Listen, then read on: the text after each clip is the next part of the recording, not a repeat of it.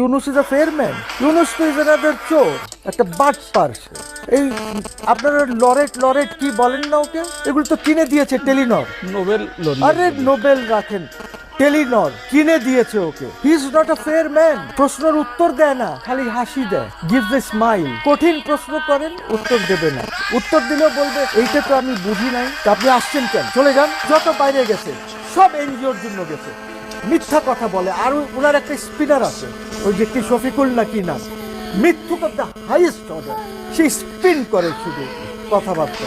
বাইডেনের সাথে কোনো সিটিং হয় না, পাসিং ইসে ওই যে একটা ডিনার দেয় ওরা, ওই সময় সবার সাথে হ্যান্ডশেক করে, ওই হ্যান্ডশেকের ছবি দিছে আর বলছে বাইল্যাটারাল হয়েছে। সবখানে যদি আপনি মিথ্যা কথা বলেন, বাইডেন না ট্রাম্প, বাইডেন ট্রাম্পের সাথে তো হয়নি কিছু, ট্রাম্পের সাথে তো কিছুই হয় না।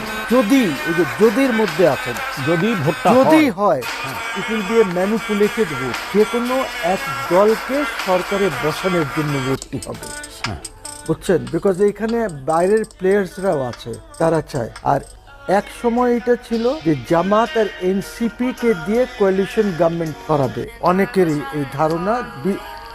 আপনার এখানে রেভলিউশনের মধ্যে তো বিদেশিদের অনেক হাত আছে, ঠিক আছে, টাকা পয়সা আছে, অনেক কিছু হয়েছে এই দেশে, ওদেরও একটা সে আছে।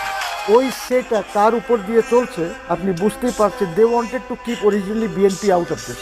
উনি তো হলেন একজন এজেন্ট, ইউনুস সাহেব। ইউনুস সাহেবের যে এজেন্সিটা আছে না, ওর বাইরে যাবে না, বিকজ উনি তো ক্লিন্টনদের বড় ডোনার একটা। এই জন্যে ইউনুস সাহেব তাকে বসাবেন এবং কিভাবে ম্যানিপুলেটেড ইলেকশন হবে। তবে একটা জিনিস আমি বলতে পারি, ফ্রি অ্যান্ড ফেয়ার ইলেকশন হবে না।